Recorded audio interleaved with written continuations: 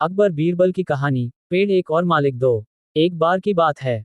रोज की ही तरह बादशाह अकबर दरबार में बैठकर अपनी प्रजा की समस्याएं सुन रहे थे।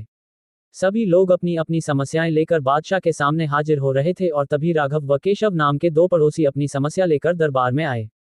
इन दोनों की समस्या की जड़ था इन दोनों घर के बीच मौजूद फलों से लबालब भरा आम का पेड़। मामला आम के पेड़ के मालिकाना हक को लेकर था। राघव कह रहा था कि पेड़ उसका है और केशव झूठ बोल रहा है।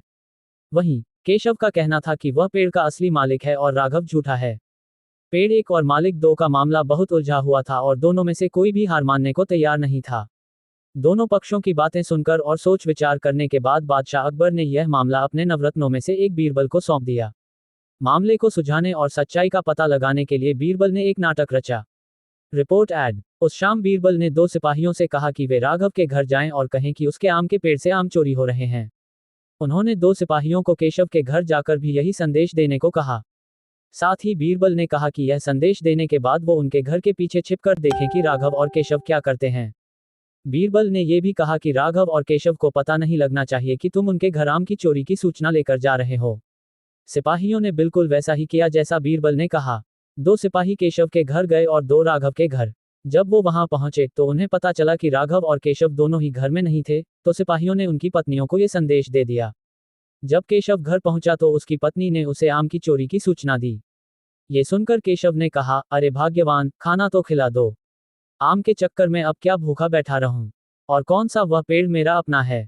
चोरी हो रही है तो होने दो, सुबह देखेंगे। ये कहकर वह आराम से बैठकर खाना खाने लगा। वहीं जब राघव घर आया और उसकी पत्नी ने यह बात उसे बताई तो वह उल्टे पैर पेड़ की तरह दौड़ पड़ा।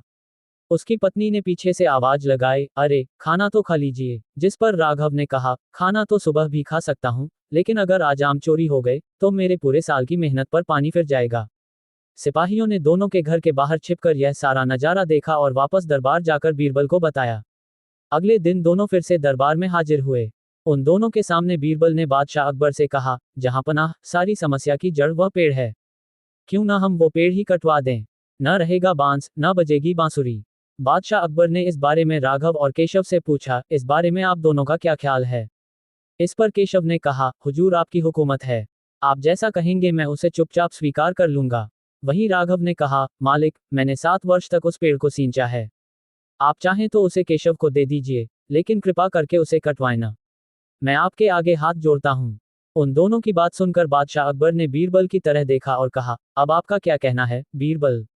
इसके बाद बीरबल ने बादशाह को बीती रात का किस्सा सुनाया और मुस्कुराते हुए कहा, हुजूर, पेड़ एक और मालिक दो, ऐसा कैसे हो सकता है।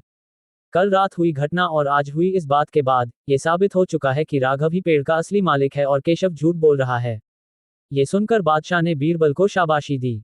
उन्होंने अपने हक के खातिर लड़ने के लिए राघव को बधाई दी और चोरी करने व झूठ बोलने के लिए केशव को जेल में बंद करने का आदेश दिया। कहानी से सीख। एक पेड़ और दो मालिक। कहानी से हमें ये सीख मिलती है कि परिश्रम किए बिना छल से किसी और की चीज चुराने का अंजाम बुरा होता है। अगर तुम लोग नए हो तो सब्सक्राइब करो, वो जो लाल वाला बटन है उसके साथ सूर्य नमस्कार करो या फिर अनुलोम विलोम, मुझे नहीं पता, बस क्लिक हो जाना चाहिए।